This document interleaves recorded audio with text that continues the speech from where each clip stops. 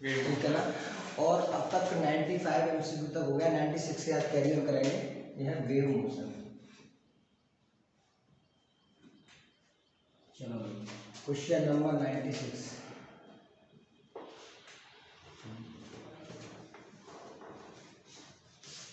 Choose correct option.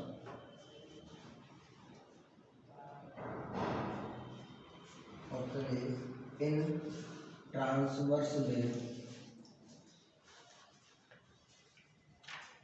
Vibration of particle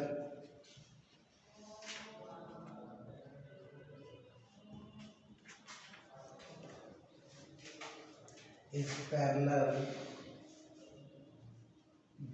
लिखा हुआ parallel to wave propagation।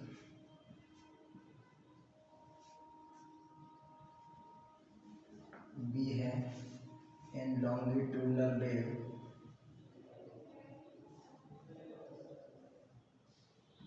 vibration of particle is perpendicular to wave propagation।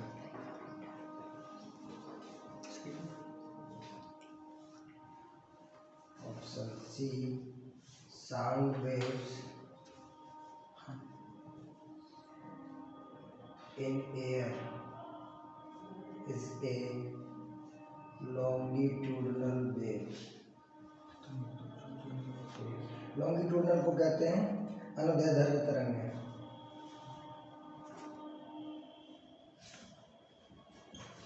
और transverse को कहते हैं अनुप्रस्थ तरंग है। ठीक है। Option D stationary waves can transfer the energy from one place to another place। वैसे चेक किया जाए, अगर आपको कोई भी क्वेश्चन में आएगा तो इनमें से चारों में कोई एक ही ऑप्शन दिया होगा। ये 4 MCQ का एक MCQ बनाया गया है। ठीक है ना। तो बात करते हैं सबसे पहले इसमें हो क्या है। पहले तो ये याद रखो कौन सा वाला ऑप्शन दिखा है, करेक्ट ऑप्शन। ठीक, ट्रांसवर्स और लॉन्गिट्यूडनल। चलो इसको बारे में बाद में बात करेंगे। सबसे पहले हमने वेव को क्लासीफाई किया था, वो 3 तरह से किया था। ठीक है ना। पहला किया था mechanical and non mechanical. Mechanical wave, non mechanical wave. ठीक है। मैकेनिकल वेव यांत्रिक तरंगें वो तरंगें होती हैं जिसके लिए तुम्हें क्या जरूरत होती है, मीडियम की रिक्वायरमेंट होती है। और यहाँ पर मीडियम की रिक्वायरमेंट नहीं होती। ठीक है ना। जैसे कि आपका जो इलेक्ट्रोमैग्नेटिक स्पेक्ट्रम है, जितनी भी आती हैं, गामा रे आए, एक्सरे आए, यूवी रे आए, विजिबल रे आए, माइक्रोवेव, रेडियो वेव, जो भी आएगी वो किस में आएंगी, वो नॉन मैकेनिकल में आएंगी। और जितनी भी आपकी स्ट्रिंग वेव बनती है, साउंड वेव बनती है, सब उसके लिए क्या होती है, मीडियम की रिक्वायरमेंट होती है। वो सारी क्या होती हैं, मैकेनिकल होती है। अच्छा, एक और टाइप क्या बताया था, ये तो आपका मैकेनिकल एंड नॉन मैकेनिकल। एक बताया था ट्रांसवर्स एंड लॉन्गिट्यूडनल। तो ट्रांसवर्स में हमेशा याद रखना इस तरीके से होता है मसला। आप ये याद रखो, मसला आपको बिल्कुल क्लियर रहेगा क्वेश्चन। ट्रांसवर्स का मतलब जो आपके वाइब्रेशन है या आपके वेव प्रोपेगेशन का मतलब क्या होता है, वेव प्रोपेगेशन का मतलब संचरण करना, मतलब चलने की दिशा है ना। तो चलने की दिशा ये है और पार्टिकल वाइब्रेट कर रहा है इसके परपेंडिकुलर डायरेक्शन में। तो कहने का मतलब देखो, transfer with vibration of particle is parallel to wave, ये तो गलत है, पैरेलल तो नहीं कर रहा है। लॉन्गिट्यूडनल दूसरी वेव कौन सी है, लॉन्गिट्यूडनल, इसमें कैसे करेगा, पैरेलल। इसमें जो वाइब्रेशन होंगे वो क्या होंगे, parallel to the wave propagation. चलो ठीक है। तो लॉन्गिट्यूडनल इसको क्या कहते हैं, अनुदैर्ध्य लिखा है।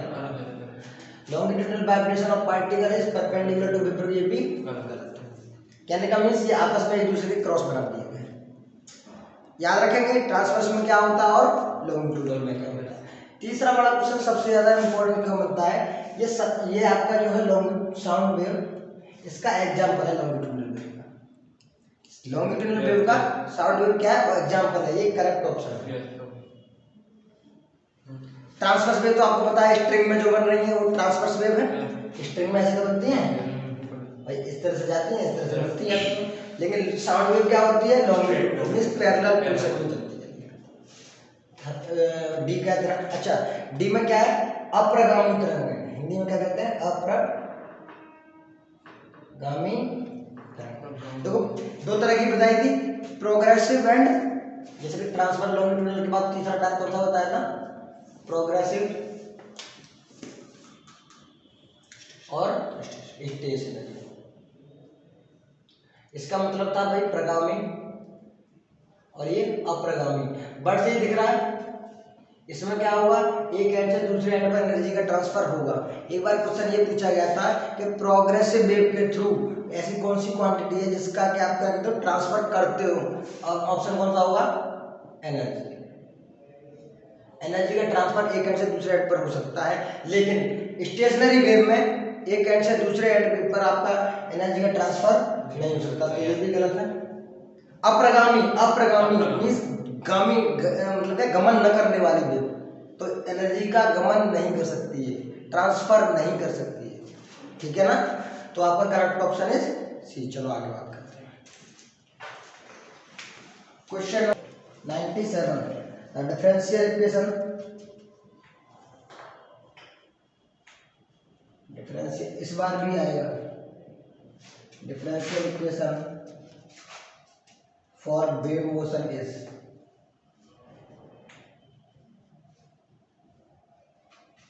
हालांकि ऑप्शन ऐसे नहीं दिए थे, ऑप्शन मैंने अपनी वजह से मॉडिफाइड किए हैं।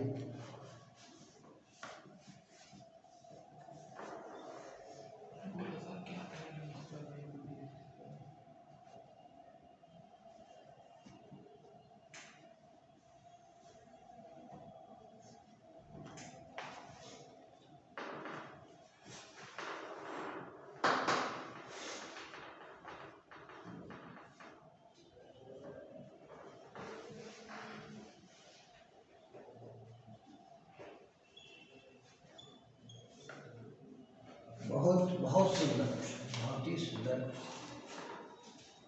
वहाँ ऑप्शन ऐसे नहीं दिया होता, वहाँ ऑप्शन ये दिया होगा, आप उसी को मॉडिफाई कर करके काम चल रहा होगा। जब हमने प्रूव किया था तो वहाँ पर क्या आया था, d2/dx² इक्वल होता है 1/b² d2/dt²। पहला ऑप्शन तो सही है, ठीक है। अब आपने देखा होगा डेल स्क्वायर को क्या लिख लेते हो आप, del square over d square over देख सकते हो। तो आप इसको किसके रिप्लेस कर सकते हो, डेल स्क्वायर से, del square by 1/b² d2/d कर सकते हैं। Correct option this is also, ये तो कोई दिक्कत ही नहीं, b² को उधर ट्रांसफर कर दिया, तो तीनों के तीनों सही है, इसका मतलब answer is y equal to a sin omega t minus kx, b y equal to a sin omega t minus x upon b, c y equal to a sin 2π/λ vt minus x, option D all of f। देखो भाई बहुत ही general question है, आपको through out बताना चाहिए। एक बात याद रखना, जब आपका ओरिजिन ये है एक्स डायरेक्शन में आपका प्रोपेगेशन होता है, तो आपका अच्छा प्लेन प्रोग्रेसिव वेव का हिंदी में मतलब समतल प्रगामी तरंग है ना। देखो अगर एक्स डायरेक्शन में जा रहे हैं आप, पॉजिटिव एक्स डायरेक्शन में जा रहे हैं, तो आपके लिए जो निकल के आता है a sin omega t minus kx। लेकिन आप यहीं से कहाँ जाएंगे, माइनस एक्स की तरफ जाएंगे, तो ये आपका हो जाएगा a sin omega t plus kx, ठीक है। इस डायरेक्शन में जाने पॉजिटिव एक्स डायरेक्शन में जाने पर आपका ओमेगा टी माइनस के है, आपका नेगेटिव एक्स डायरेक्शन में जाने पर इसका क्या होगा ओमेगा टी प्लस के है। यहाँ तक कोई बात नहीं है। तो पहला ऑप्शन तो वैसे ठीक हो गया है ना। चलो ठीक है, ओमेगा इक्वल टू होता है के वी, ओमेगा इक्वल टू क्या होता है के वी। अच्छा एक और होता है आपका के बराबर, तो आप जानते हो वैसे k equal to 2 pi by lambda. तो क्या कर सकते हैं यहाँ से इस वाले में चेंज करके देखो सॉरी ऊपर वाले में Y equal to A sine K V 2 pi we upon lambda, 2 pi we upon lambda कर सकता हूँ ना, के की जगह 2 पाई अपॉन लैम्डा रखेंगे तो ओमेगा की value 2 pi we upon lambda और टी माइनस के की वैल्यू फिर रख दो क्या रखोगे 2 pi upon lambda x, 2 pi upon lambda बाहर, 2 पाई अपॉन लैम्डा बाहर क्या बच गया वीटी माइनस एक्स, तो ये बात बच गई। ठीक है ओके। अब देखो एक और बात काम करो तो इस वाले इक्वेशन से पहले डाल क्या कर दो y इक्वल टू, इसका मतलब ये वाला करेक्ट ऑप्शन हो गया y equal to a sin omega को कॉमन ले लो तो क्या बचा हमारा t k upon omega x, omega equal to क्या था के वी, तो t minus k upon k v x, के से के कैंसिल x अपॉन बचा। तो ये तीनों के तीनों सही है ओके। इसको पूरा एक्सप्लेन कर रहा है क्योंकि चारों पॉइंट में तो कोई भी एग्जाम में इन्होंने कह दिया कि चलो मान लिया आंसर दिए है ना। देखो पहली बात तो ये समझो, जब भी आपसे कह रहा है स्पीड ऑफ लॉन्गिट्यूडनल वेव, इसको हम क्या कह सकते हैं स्पीड ऑफ साउंड वेव। याद रखना अगर क्वेश्चन में ये दिया है कि स्पीड ऑफ लॉन्गिट्यूडनल वेव क्या है, क्या इसका मतलब पूछ रहा है साउंड वेव की स्पीड पूछ रहा है ना। चलो फ्लूइड या फिर क्या कह सकते हैं लिक्विड, फ्लूइड कह सकते हो या लिक्विड कह सकते हो। हमने स्पीड निकालने के लिए तीन चीजें बता रखी हैं, एक होता है सॉलिड, लिक्विड, गैस। लॉन्गिट्यूडनल या साउंड वेव की स्पीड हम तीनों में कैलकुलेट कर सकते हैं, तीनों में डिफरेंट डिफरेंट होती है। आपके पास एक होता है ई क्या होता है हुक्स लॉ क्या कहता है stress directly proportional to strain, constant आता है कौन सा आता है इलास्टिसिटी कांस्टेंट कैपिटल ई। तो आप जब आप साउंड वेव की बात करोगे तो यहाँ से एक कॉमन रिलेशन आता है E upon rho, rho is the density of medium, क्या है माध्यम का घनत्व, और कैपिटल ई क्या है इलास्टिसिटी कांस्टेंट।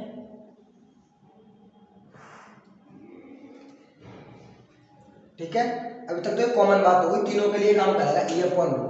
लेकिन जब सॉलिड में आते हैं तो इलास्टिसिटी कांस्टेंट चेंज हो जाता है और वो बदल जाता है यंग मॉडुलस में बाई अपॉन रो। जब आप लिक्विड में आते हैं तो आपका ये आ जाता है बी अपॉन लिक्विड या फ्लूइड। गैस में जब कैलकुलेट किया जाता है तो गैस में कैलकुलेट किया जाता है P upon rho, pressure upon density. ठीक है अलग अलग याद रखेंगे, सॉलिड के लिए, लिक्विड या फ्लूइड के लिए, गैस के लिए। साउंड वेव की स्पीड तीनों मीडियम में डिफरेंट डिफरेंट है और कैसे डिपेंड कर रही है वो ये है। लेकिन एक और बात, जब इसे कैलकुलेट किया गया तो 280 मीटर पर सेकंड आया, बात समझ कुछ करना। जब इसे कैलकुलेट किया गया नॉर्मल प्रेशर, एटमॉस्फेरिक प्रेशर और किस पर डेंसिटी पर, तो आपके लिए v की वैल्यू आई 280 मीटर पर सेकंड। लेकिन ये चेक किया गया लाप्लास करेक्शन, सुना होगा लाप्लास करेक्शन, तो लाप्लास है उन्होंने कहा गया this is not sufficient velocity of sound, तो उन्होंने करेक्शन किया है, ये फॉर्मूला ऐसे नहीं होता है। लाप्लास करेक्शन के बाद गामा पी अपॉन रो, जिसकी वैल्यू हो गई थी v इक्वल टू 332 मीटर पर सेकंड।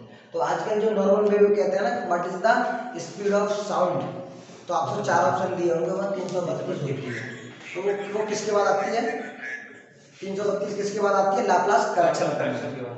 एक बार एग्जाम में ये क्वेश्चन आया था आपके यूनिवर्सिटी के एग्जाम में क्वेश्चन आया था कि लाप्लास करेक्शन इसमें से कौन सा है, तो gamma P upon rho. Although your कौन सी भी है कृष्णा पब्लिकेशन, इसमें ऑप्शन गलत दे रखा है।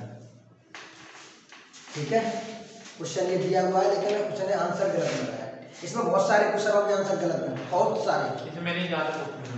चलो ठीक है ना, तो ये चेक किया गया नॉर्मल वेव कहते हैं ना what is the speed of sound, तो आपको चार ऑप्शन दिए होंगे वहाँ 332 किसके बाद आती है लाप्लास करेक्शन के बाद। एक बार एग्जाम में ये क्वेश्चन आया था आपके यूनिवर्सिटी के एग्जाम में क्वेश्चन आया था कि लाप्लास करेक्शन इसमें से कौन सा है, तो gamma P upon rho. Although your कौन सी भी है कृष्णा पब्लिकेशन, इसमें ऑप्शन गलत दे रखा है। ठीक है क्वेश्चन ये दिया हुआ है लेकिन क्वेश्चन ने आंसर गलत मिला है, इसमें बहुत सारे क्वेश्चन के आंसर गलत हैं, बहुत सारे, तो दिस इज, उसमें ऑप्शन बता रखा है कृष्णा पब्लिकेशन में, डेंसिटी जो होती है रो अपॉन गामा पी, ये ऑप्शन लगा रखा है, ये कभी हो ना सकता। उल्टा कर दिया था। चलो question number 100, intensity of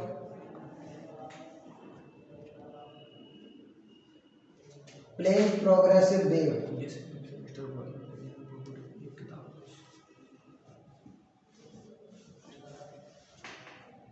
plane progressive wave Hindi में समतल प्रगामी तरंग है। 2 pi square n square a square rho capital B volume से है, मतलब यार 2 pi square n square a square rho, C option है 2 pi square n square a square rho d x, option D is none. बहुत ही बेहतरीन question, तो इसका आंसर मुझे एक बार चेक करके बताइएगा। फर्स्ट, चलो इन्होंने कह दिया फर्स्ट, तो हम भी मान लेना फर्स्ट। देखो प्लेन प्रोग्रेस वेव के लिए पूरा डेरिवेशन कर रखा है, बहुत ही बढ़िया इंटरेस्टिंग डेरिवेशन है। आंसर में उन्होंने कह दिया फर्स्ट। तो वहाँ पर देखो सबसे पहले हम निकालते हैं टोटल एनर्जी, टोटल एनर्जी। तो वहाँ पर निकल के आता है 2 pi square n square a square rho d x. हो सकता है एन की जगह पे b equal to n lambda से हमने क्या कर रखा हो, वी अपॉन लैम्डा कर रखा हो, समझो n equal to v upon lambda. हाँ जी, एक बार आपको आगरा यूनिवर्सिटी में रिलेशन पूछा गया था, v equal to n lambda, बहुत सिंपल क्वेश्चन था, बताया आपको v equal to n lambda होता टोटल एनर्जी। तो आपका ये हो गया टोटल एनर्जी वाला, तो ये हो गया, ये किसके लिए रिप्रेजेंट कर रहा है, टोटल एनर्जी। जब आगे चले तो हमने निकाली थी एनर्जी डेंसिटी यू, निकाली थी, ये क्या आपकी एनर्जी डेंसिटी, एनर्जी डेंसिटी की वैल्यू यहाँ से है 2 pi square n square a square रो, तो ये क्या रिप्रेजेंट कर रही है आपकी एनर्जी डेंसिटी। इसके आगे चले थे तब हमने क्या निकाला था, इंटेंसिटी आई, जिसकी वैल्यू आई थी 2 pi square n square a square rho v, तो ये आपको रिप्रेजेंट कर रही है इंटेंसिटी, ये एनर्जी डेंसिटी है टोटल एनर्जी। तो आपके लिए इंटेंसिटी पूछा है मीन्स तीव्रता पूछी है, तो your correct option is A. Question 101, क्या कह रहा था, एक्सप्रेशन ऑफ स्टेशनरी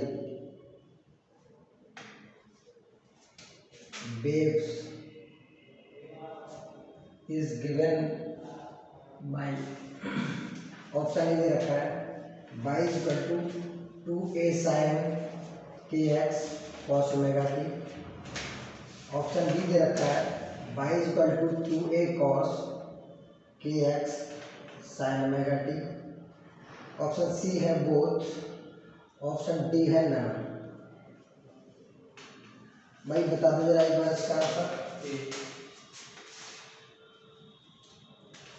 तो इसका करेक्ट आंसर तो सी है, बता नहीं, करेक्ट आंसर इज सर सी। दो केस है, ये क्या, ये दो केस होते हैं, ये होता है when boundary is rigid,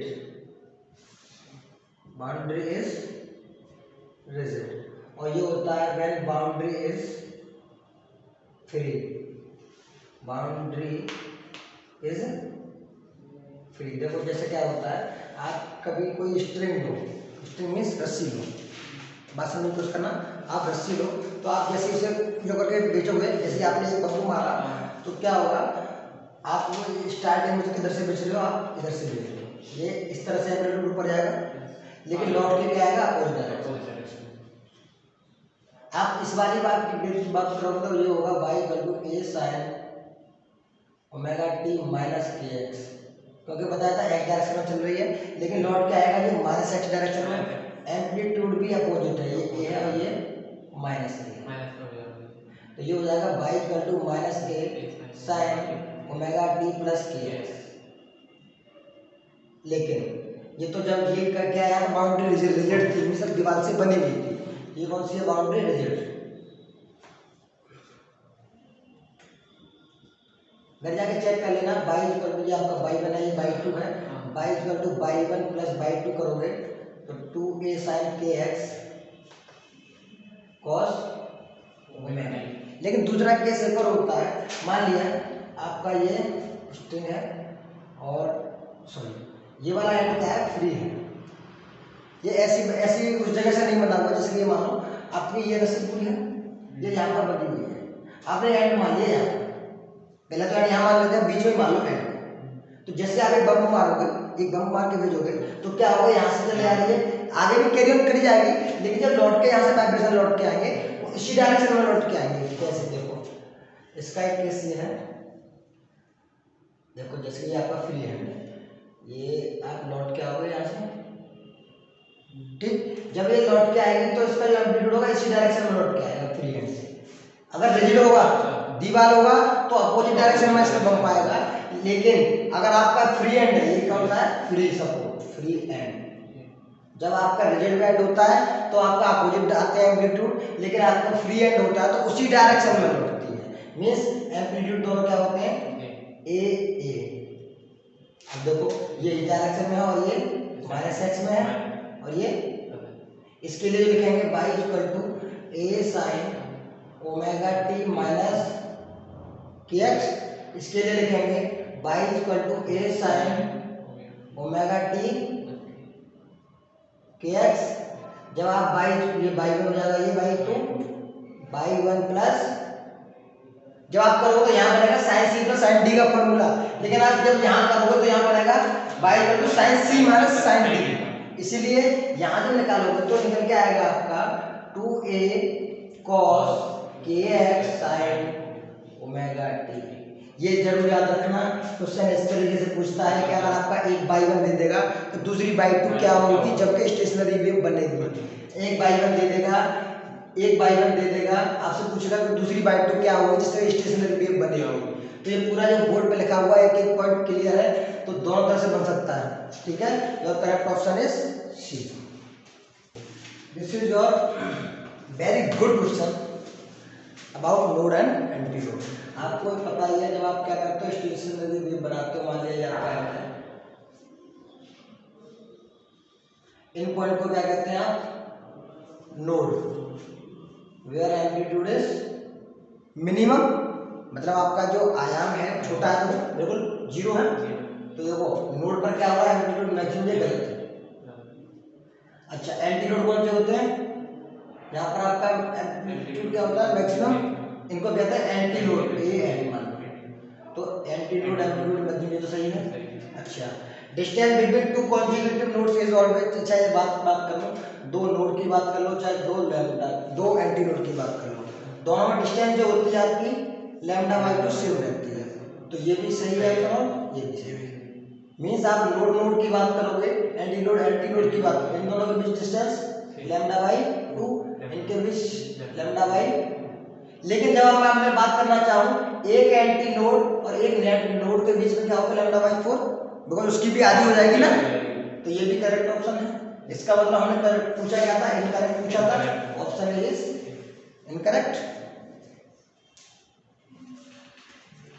A uniform string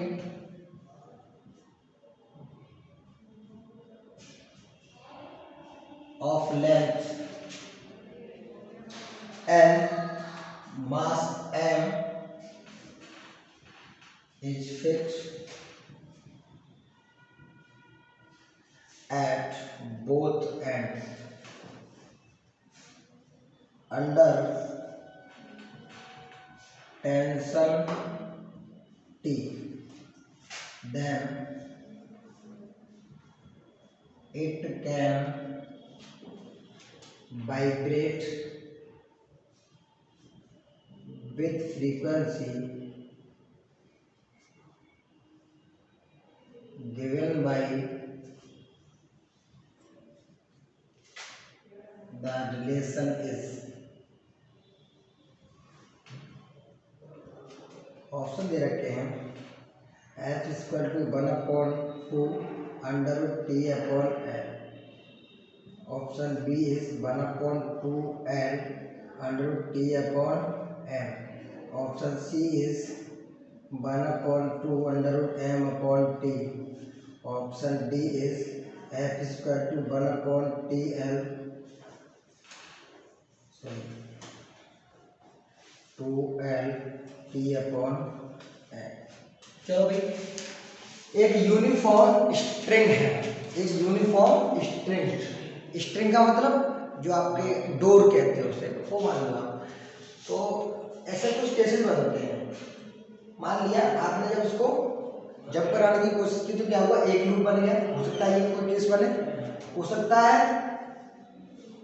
case ऐसा बन जाए इसमें 2 लूप बन जाए, हो सकता है कि इसमें और भी बन जाए,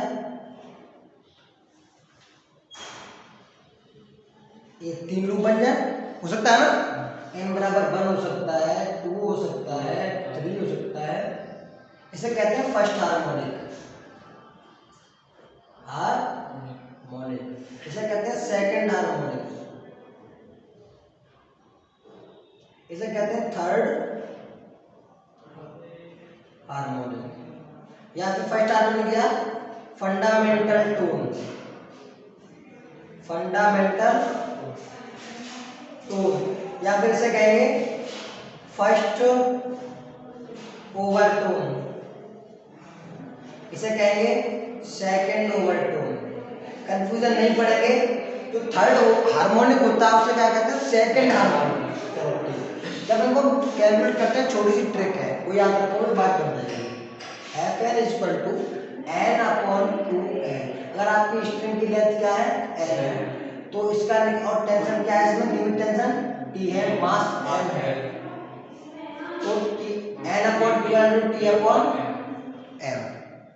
अगर आप कोई भी आपसे पूछना चाह रहा है, कोई डायरेक्ट क्वेश्चन दे दिया, उसका मतलब फंडामेंटल की बात कर रहा है, तो n इक्वल टू 1 रख दोगे तो आपका आ जाएगा 2L T upon, correct option is B.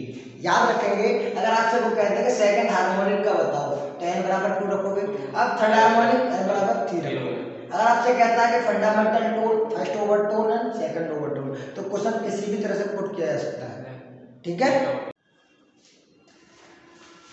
तो अब हम क्वेश्चन नंबर 104 की तरफ चलते हैं। Question number 104, group velocity of wave is, important question है। तो इसका ऑप्शन दे रखे थे मेगा अपॉन के अपॉन ओमेगा सी, डी के upon D omega D, D W upon d k. ठीक, चलो भाई, क्वेश्चन पूछा है ग्रुप वेलोसिटी। हमने एक बात किया था, जब आपका एक वेव पैकेट होता है, वेव पैकेट जिस वेलोसिटी से मूव करेगा, वेव पैकेट जिस वेलोसिटी से मूव करेगा वो ग्रुप वेलोसिटी कहलाती है। और उसके अंदर एक वेव जिस वेलोसिटी बात करेगी वो फेज वेलोसिटी कहलाती है, फेज वेलोसिटी। इसे कहते हैं ग्रुप वेलोसिटी। अच्छा, फेज वेलोसिटी को क्या कहते हैं, एक और नाम होता है वेव वेलोसिटी। जब हम इसका डेरिवेशन कराया था तो group velocity v equal to आया था dw upon dk, and wave velocity या फेज वेलोसिटी बराबर w अपॉन k। ठीक, तो from here group velocity v equal to क्या हो जाएगा, dw अपॉन। क्वेश्चन नंबर 105 कह रहा है रिलेशन बिटवीन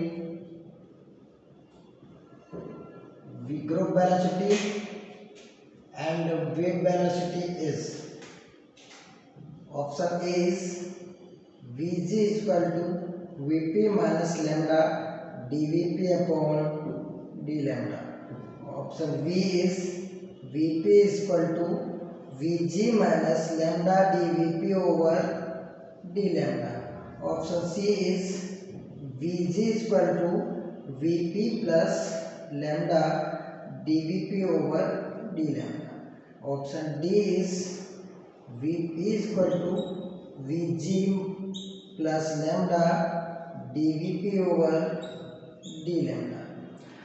तो आपके पास group velocity Vg and Vp के लिए रिलेशन पूछ रहा है, तो वहां से हमने बताया था Vg equal to Vp minus lambda dVp over D lambda. V ji equal to क्या होता है, v ji equal to d डब्ल्यू ओवर डी के। इसी तरह से आप वी पी क्या करते हो, डब्ल्यू अपॉन के, ठीक है ना। तो जब इन दोनों से आप रिलेशन निकालते हो, यहाँ से आपका ओमेगा इक्वल टू आ जाएगा वी पी के। जब वहाँ पर आप पुट करने की कोशिश करते हो तो we ji equal to d upon d k, omega की वैल्यू वी पी के। अब आप चेक करने की कोशिश करोगे, v ji equal to first function v p और के साथ बन जाएगा फिर k d V P over d k, ठीक है ना। अब यहाँ से आपका क्वेश्चन और डिफरेंट वे में चलने की कोशिश करता है। के इक्वल टू आप क्या रखते हो, 2 पाई बाई लैम्डा, और ये भी k equal to 2 pi by lambda. तो मैं इसे यहाँ से करने की कोशिश करता हूँ। ये हो जाएगा v ji equal to we p और ये बचेगा आपका 2 pi by lambda plus 2 pi by lambda, और यहाँ से बचेगा आपका 2 pi by lambda D V P over 2 pi by lambda, ठीक। अच्छा डी यहाँ पर रख लो आप, तो यहाँ से आपको मिलेगा 2 पाई से 2 पाई बाहर निकले cancel, V P plus 1 upon lambda D we P, इसे लिख हो जाएगा माइनस लैम्डा स्क्वायर और डी लैम्डा, एक इससे एक और पावर कैंसिल हो जाएगी, तो we ji equal to we P minus lambda D V P over D lambda. तो this is your correct answer. तो बहुत ही अच्छा क्वेश्चन है, what is the relation between group velocity and phase velocity. आगे बात करते हैं question number 106।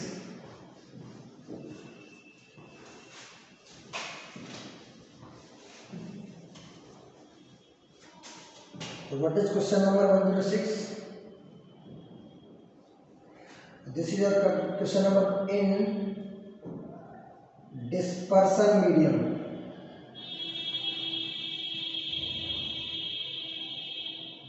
Question number 106 is in dispersion medium. चार ऑप्शन दे रखे थे, VG, V, VG, V, VG, V, VG या फिर कह दो नन ऑफ दीज। देखो भाई यहाँ V से मतलब है VP या फेज वेलोसिटी,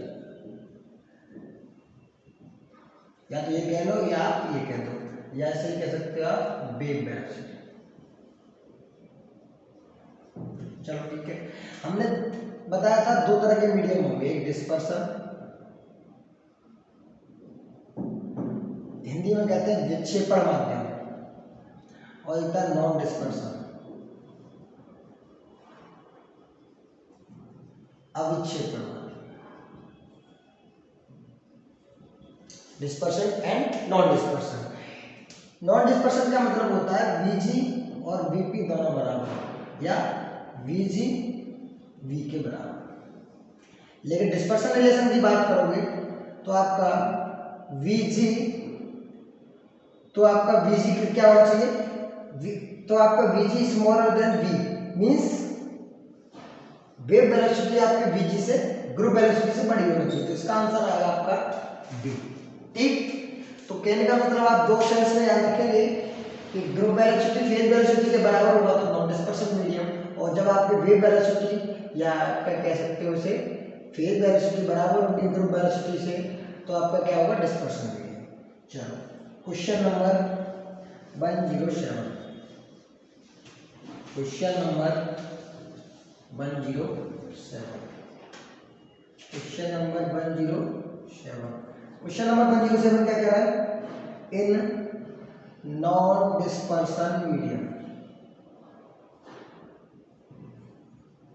ये तो अभी हम जो बात की थी वही है, ऑप्शन दे रखे थे VG equal to V, VG V, VG V, none of this.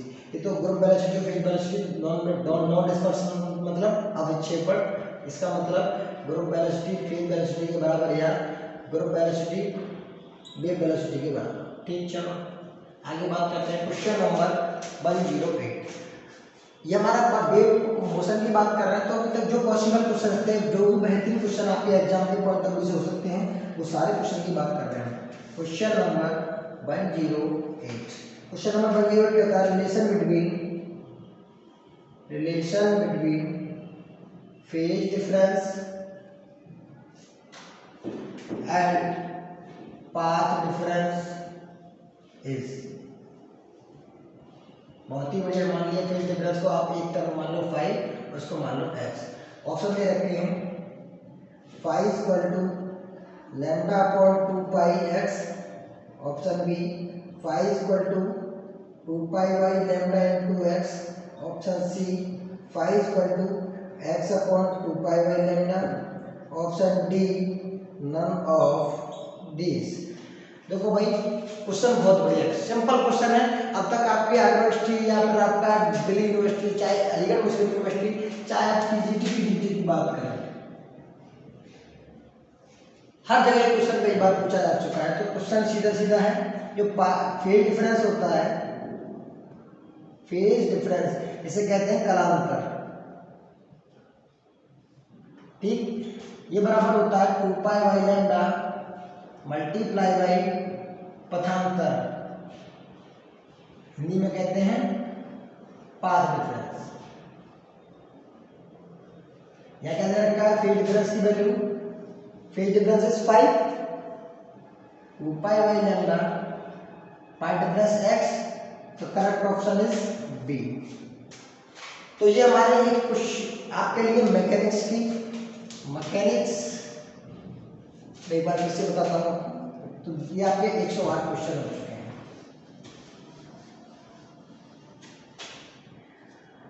This is all about mechanics. अब तक हमने मैकेनिक्स के 108 क्वेश्चनों की बात करी, ठीक है, जो कि आपके बीएससी फर्स्ट ईयर सिलेबस जो फर्स्ट सेमेस्टर में फॉलो अप होने वाला है एमसीक्यू पेपर, ठीक, उसमें आने वाले हैं। अच्छा एक और बात, ये जो मैकेनिक्स के क्वेश्चन थे वो 11th एनसीईआरटी पर बेस्ड भी थे, बीएससी तो आपका थे ही थे। इसके बाद टीजीटी पीजीटी से भी लिए गए थे। आपके पास कृष्णा पब्लिकेशन हो सकती है, आपके पास आरपी गोयल हो सकती है, आपके पास मैकेनिक्स की और भी कोई बेहतरीन बुक हो सकती है, आपके पास कुमार मित्तल हो सकता है, आपके पास थरेजा हो सकता है, आपके पास कोई भी बुक हो सकती है जहां से आप क्वेश्चन को पुटअप कर सकते हो। आप करने की कोशिश करेंगे तो आप पाएंगे मोस्ट प्रोबेबली सारे क्वेश्चन आपके हो सकते हैं। ये तो आपकी मैकेनिक्स की सीरीज आपसे हम एंड करते हैं।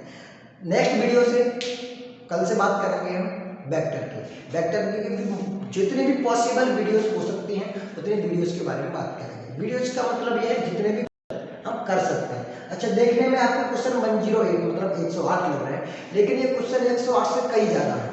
बिकॉज जब भी हम एक टॉपिक को लेने की कोशिश करते हैं तो एक क्वेश्चन के अंदर हम 4 टॉपिक को कवर करने की कोशिश करते हैं, उस पूरे टॉपिक को एक साथ एक्सप्लेन करने की कोशिश करते हैं। तो देखते रहिएगा और शेयर एंड सब्सक्राइब भी करते रहिएगा, जिससे कि जो भी आपका मैं वीडियो अपडेट करता रहूं अब तक पहुंच सके। ठीक।